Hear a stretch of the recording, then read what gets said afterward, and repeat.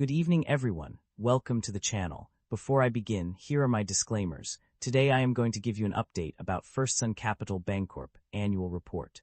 Firstsun Capital Bancorp offers a wide range of financial services to small and medium-sized businesses across several states. At the core of its offerings are commercial and consumer banking services, including deposit accounts such as checking and savings, money market, and term certificate accounts. The company also provides various loan options, including commercial and industrial loans, commercial real estate loans, residential mortgage loans, and small business administration loans. In addition to these traditional banking services, Firstsun Capital Bancorp offers specialized products like treasury management, remote deposit, and cash management solutions. Beyond its core banking services, the company provides wealth management and online banking products, as well as trust services that cater to individual and institutional clients. These include personal trusts, agency accounts, employee benefit and retirement-related trusts, investment management, and foundation and endowment trusts. Firstsun Capital Bancorp's comprehensive suite of financial services is designed to meet the diverse needs of its customers across multiple states. With a rich history dating back to 1892, the company has evolved to become a trusted provider of banking solutions for small and medium-sized businesses in Texas, Kansas, Colorado, New Mexico, Arizona, California, and Washington.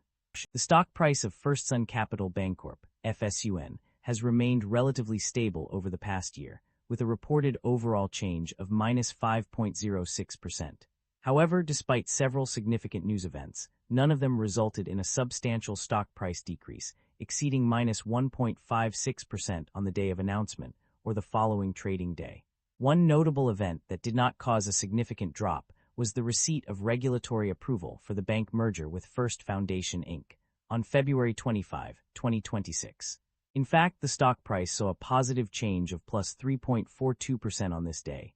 This suggests that investors were optimistic about the merger and its potential benefits to the company. Other news events, such as the announcement of the strategic merger in October 2025 and the report of Q3 2025 earnings, did result in significant stock price drops, exceeding minus 1.56%. However, these events are not included in this analysis, as they caused a substantial change beyond the specified threshold.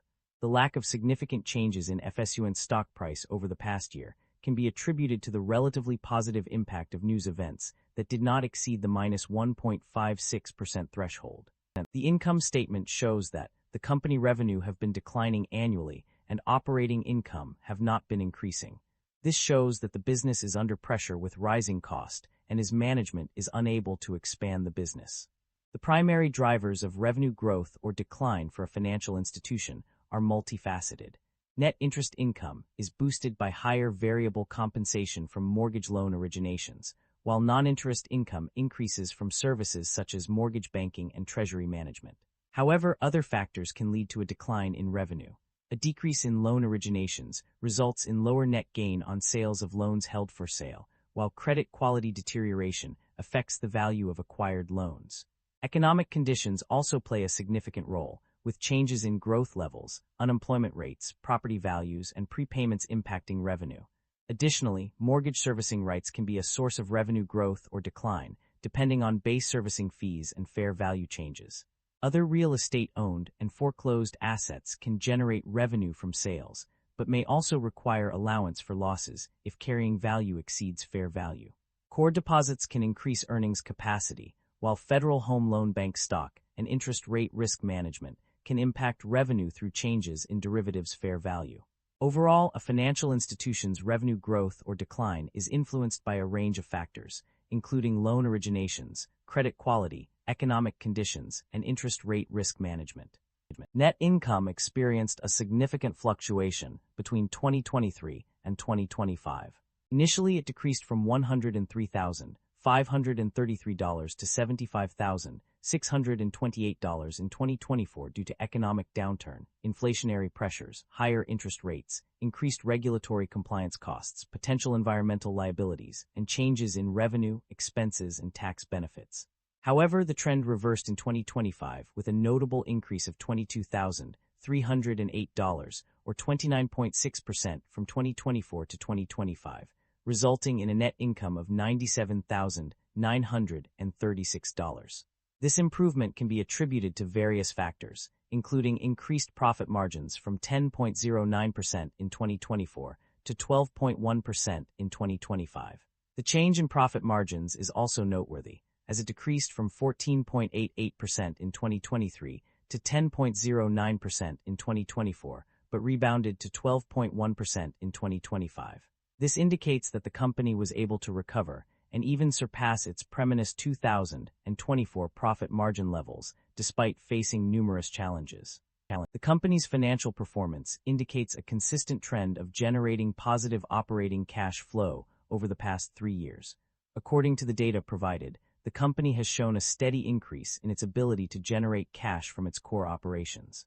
In 2023, it reported an operating cash flow of $125,176,000, followed by $111,483,000 in 2025 and $101,120,000 in 2024. This suggests that despite some fluctuations, the company has been able to maintain a positive operating cash flow, indicating its ability to cover its operational expenses and invest in growth initiatives. The company's debt level and interest expenses have undergone significant changes over the past year. While total debt has increased by $275,785 from $7,056,021 to $7,331,806, there are also notable decreases in subordinated debt, which decreased by 52% from $75,841 in 2024 to $36,680 in 2025. In terms of interest expenses, the picture is mixed. Total interest expense increased by 35.5% from $120,253 in 2023 to $162,630 in 2024, but then decreased in some categories such as interest paid on borrowed funds and interest expense on deposits. However, interest expense also showed a significant increase of 8.6% from $4,951 in 2024 to $4,525 in 2025. Overall, the company's debt level has increased overall, while interest expenses have shown both increases and decreases depending on the specific category. The performance of various segments within the company has been analyzed. Among these, the banking segment stood out as a strong performer. On the other hand, the mortgage operations segment struggled and performed poorly. In terms of specific results, the banking segment demonstrated impressive performance, while the mortgage operations segment lagged behind.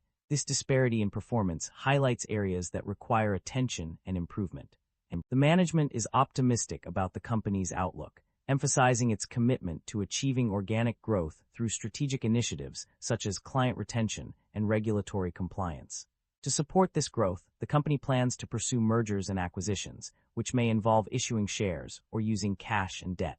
In terms of risk management, the company has implemented various measures to mitigate business and operational risks, including the use of derivative financial instruments. Additionally, it has developed a simulation model to analyze interest rate sensitivity and adjust its positions accordingly. The company's liquidity management strategy involves maintaining adequate levels through deposit generation, ensuring that it can meet both short-term and long-term requirements. Management also prioritizes an optimized capital structure by regularly analyzing the company's capital. In terms of dividend policy, the company has decided to retain earnings for business growth rather than paying cash dividends, with future decisions dependent on various factors. Furthermore, the company has invested in a cybersecurity program to recognize and respond to potential threats and vulnerabilities. Overall, the management is focused on achieving sustainable growth while managing risks and maintaining compliance with regulatory requirements and new accounting standards. The company has made several significant acquisitions and divestitures in recent years. In terms of acquisitions, the most notable ones include a proposed merger with First Foundation, which was mentioned on multiple pages. This merger aims to combine the strengths of both companies, although specific details are not provided. Additionally, the company acquired customer relationships relating to wealth management in 2024. Business combinations were also mentioned, but no further information is available. On the other hand, the company has made several divestitures. One notable example is the sale of residential mortgages to Fannie Mae, Freddie Mac, or private national mortgage investors. The company may also sell loan servicing rights depending on factors such as capital sufficiency and market conditions. Furthermore, as part of its balance sheet repositioning strategy, the company plans to sell or dispose of certain assets of First Foundation. Finally, the company discontinued using the Guardian Mortgage trade name in December 2024. The company has a history of paying dividends to its shareholders. In 2025, the bank paid out a total of $7.6 million in dividends to Firstsun. This is evident on page 79 of the extracted summaries. Additionally, on page 143, it is mentioned that the company paid a total of $7,600 in dividends from the bank and $165 from Sunflower Wealth Advisors, LLC. Furthermore, on page 165, it is noted that the company received $7,765 in dividends from its subsidiaries in 2025. These specific references confirm that the company has indeed paid out dividends to its shareholders. Concerns about inventory buildup and supply chain disruption exist. There are valid concerns regarding inventory buildup and supply chain disruption. The issue of supply chain disruption is explicitly mentioned in the report, highlighting potential problems that could arise from disruptions in the supply chain. This concern is further emphasized by the specific page numbers where these issues are discussed, indicating a deliberate focus on this topic. That concludes the financial summary for Firstsun Capital Bancorp. Feel free to comment below, and I will be happy to answer them when possible.